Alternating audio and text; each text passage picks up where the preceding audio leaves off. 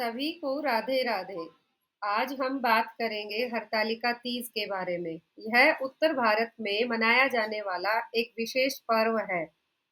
तीज का त्योहार, विशेष रूप से हरियाली तीज और हरतालिका तीज, उत्तर भारत में महिलाओं द्वारा बड़े उत्साह और भक्ति के साथ मनाया जाता है।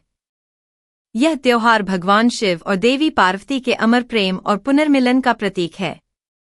तीज पर क्या है रास? तीज कई कारणों से खास है। प्रेम और वैवाहिक सुख का प्रतीक, यह त्योहार मुख्य रूप से विवाहित महिलाओं द्वारा अपने पतियों की लंबी उम्र, अच्छे स्वास्थ्य और खुशहाल वैवाहिक जीवन के लिए मनाया जाता है।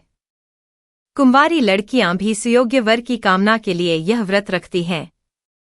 प्रकृति का उत्सव, हरियाली का अर्थ है हरियाली, और यह त्योहार सावन के महीने में आता है, जब मानसून की बारिश से धरती हरी भरी हो जाती है। इस दिन महिलाएं हरे रंग के कपड़े और चूड़ियां पहनकर प्रकृति की सुंदरता का जश्न मनाती हैं।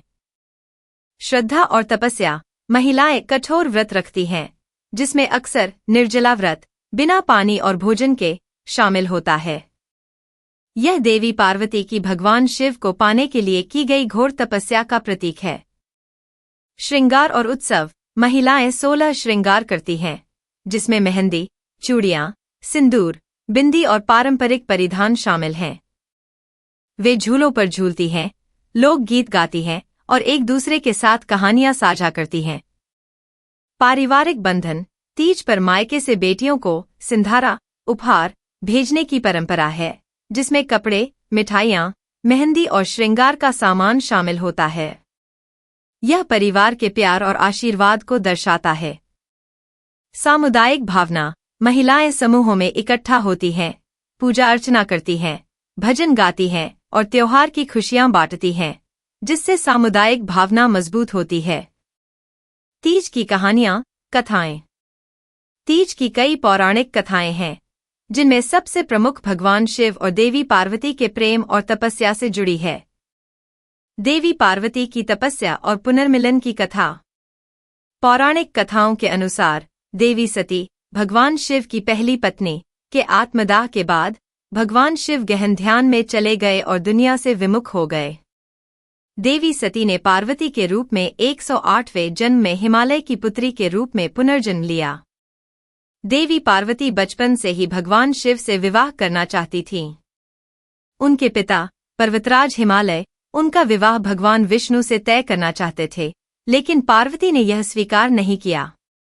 उन्होंने भगवान शिव को पति के रूप में पाने के लिए कठोर तपस्या करने का निश्चय किया। पार्वती ने अन्नजल त्याग कर कई वर्षों तक घोर तपस्या की। उन्होंने वर्षा, गर्मी और सर्दी जैसी सभी कठिनाइयों को सहन किया। उनकी तपस्या इतनी प्रबल थी कि भगवान शिव का ध्यान टूट गया। भगवान शिव ने उनकी भक्ति और दृढ़ता को देखकर उन्हें अपनी पत्नी के रूप में स्वीकार कर लिया। यह माना जाता है कि सावन महीने के शुक्ल पक्ष की तृतीया तिथि को ही भगवान शिव ने देवी पार्वती को अपनी पत्नी के रूप में स्वीकार किया था। इस दिन को हरियाली तीज के रूप में मनाया जाता है। हरतालिका तीज की कथा में एक और प्रसंग। हरतालिका तीज की कथा में कहा जाता है कि देवी पार्वती की एक सहेली ने उन्हें भगवान विष्णु से विवाह करने के लिए मजबूर होने से बचाने के लिए उनका अपहरण कर लिया था। पार्वती एक गुफा में छिप गई और वहां एक रेत का शिवलिंग बनाकर भगवान शिव की पूजा की। उन्होंने रात भर व्रत रखा और जागरण किया। उनकी तपस्या से प्रसन्न होकर भगवान शिव प्रकट हुए और उन्हें अपनी पत्नी के रूप में स्वीकार किया। इस कारण यह व्रत हरतालिका तीज के नाम से जाना जाता है, जहां हरत का अर्थ है अपहरण करना और आलिका का अर्थ है सहेली।